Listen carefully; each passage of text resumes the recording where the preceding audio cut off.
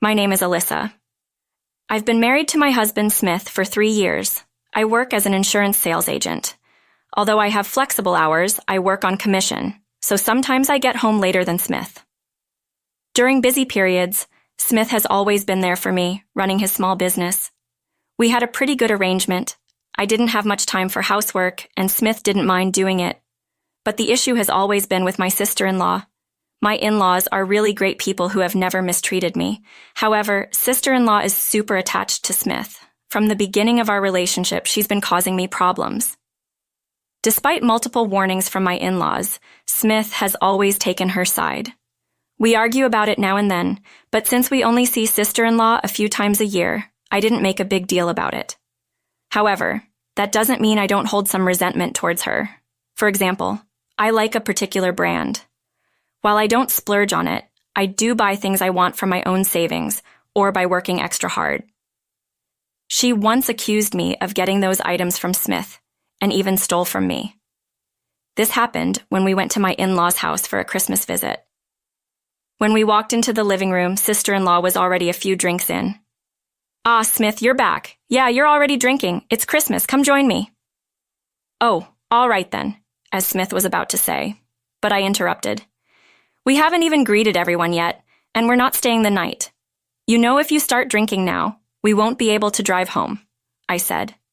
She scoffed. "Geez, what a strict wife. It's fine. Smith can just stay here. Why do you need to go back together?" I retorted. "So that's what comes to your mind before even saying Merry Christmas?" She then annoyingly leaned on Smith and whined, "Smith, Alyssa is bullying me." I was so disgusted by Smith's failure to push sister-in-law away that I headed to the kitchen. "Mother-in-law, Merry Christmas," I said. It seems that mother-in-law was so wrapped up in preparing a full-course Christmas meal and party that she didn't hear our exchange. "Oh, you're here. Sorry, I didn't notice. Merry Christmas." "Is Smith not here?" "Smith is in the living room with sister-in-law."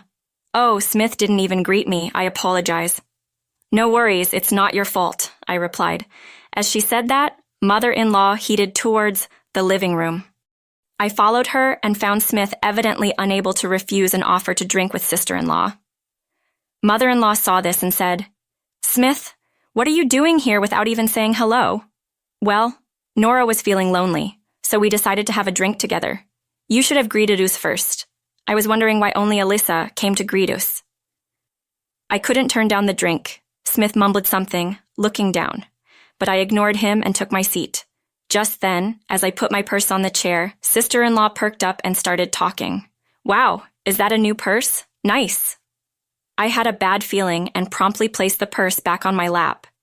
Sister-in-law looked visibly annoyed and said, "I can't afford one, Smith. I want one too."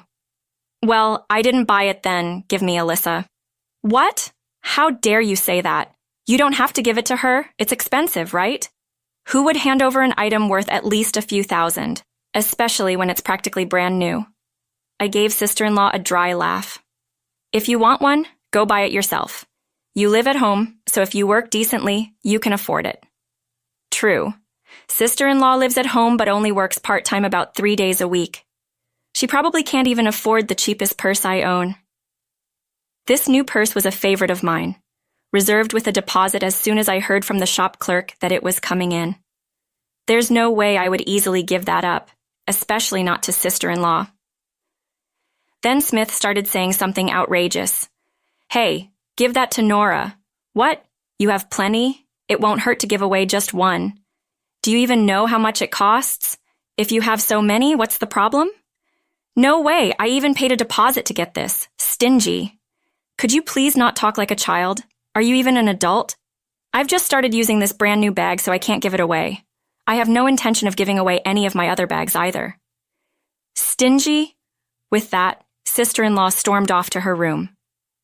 Smith also stood up, following her. "You went too far, and since you're not giving it, you should apologize." I won't see my sister-in-law after Christmas, so it doesn't matter, I thought, but I was wrong. A few days after Christmas, as I was preparing to go to a hotel lunch with my friends, I opened my closet to grab a purse, but it was missing from the bag where I stored it. Frustrated, I went straight to Smith's place.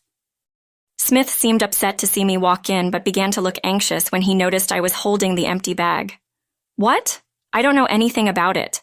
Maybe you left it at your parents' house, he said. I haven't even said anything yet. Don't you know you gave it to your sister, didn't you? I retorted. I told you I don't know. Maybe you left it somewhere like at your parents' house, he insisted. Fine, I'll search your parents' house. Then, I'll also call them. If I don't find it, I'm reporting it to the police. It's an expensive bag. If someone broke in, that's a big deal, I said firmly. Smith turned pale at the mention of the police, but quickly retorted, even if the same purse is there, maybe Nora bought it herself. I took a card out of the shopping bag and showed it to Smith. It's a limited edition with a serial number. There's no way it's the same. My sudden visit surprised them, but they let me into my sister-in-law's room. When I explained the situation, my purse was easily found in the messy room, but it was in terrible condition. The bag had remnants of food and drink stains and seemed beyond repair. Even my mother-in-law was at a loss for words. Suddenly, my sister-in-law, perhaps realizing someone was in her room, barged in, shouting, "What are you doing? I told you not to come into my house. Just give me back my purse." "Actually, you can keep it. Just give me the money back," I demanded. "What are you talking about? I bought it, probably coordinated with Smith," my sister-in-law said, smugly. I told her the same thing I had told Smith. "I've already explained this to Smith, so you should pay me back." "But Smith gave it to me. It's mine, and it was a gift, so it doesn't matter," she insisted. Here was my sister-in-law acting like a child even in her 30s. It was more pathetic than annoying. At this point, my head was starting to hurt, but wasting a few thousand was out of the question. "All right, I'll file a police report. It's theft, right?" My mother-in-law reacted. "Please, no police. She's still my daughter. I'll cover it, and Nora can pay me back from her salary," she pleaded. My mother-in-law looked at me with tearful eyes. It tugged at my heartstrings, but I couldn't let it go. "How about sister-in-law pays from her salary instead? If there's even one late payment, I'll file that police report," I suggested. "What? Why should I pay?" my sister-in-law protested. "Be quiet. I won't let her go out. So I'll manage her bank account that her salary goes into until everything is paid back." "This doesn't make sense," I insisted. I left my mother-in-law to handle the situation and went home, still pondering how to deal with Smith. Then a plan came to mind. I'll probably end up divorcing him, but it doesn't matter anymore. The day of reckoning was approaching. Months later, the day had come. We had gone to my in-laws' house for some reason. Today was the day our new home would be finished.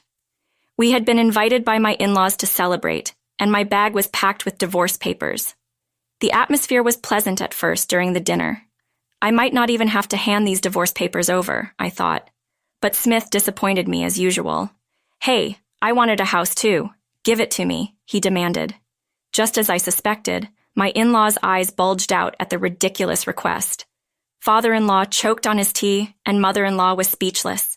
And then I waited for Smith's response.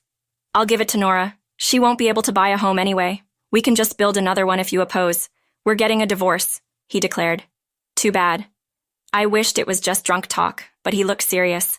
I hated the face he made, smiling while leaning on sister-in-law. Sighing, I said, "Fine, let's divorce. You can have the house." "What? Yes! Yay! I got my dream home." Sister-in-law was jubilant, but I didn't care. "You get your dream life with sister-in-law in our home, Smith," I remarked dryly. The contrast couldn't have been starker. A jubilant sister-in-law, a frozen Smith, and me. I handed over the pre-filled divorce papers with a smile. "I would have reconsidered if you'd objected. Good luck," I said. Smith seemed to realize what I meant and seemed deeply apologetic, but I had already left the table and didn't look back. In hindsight, maybe I should have watched his reaction.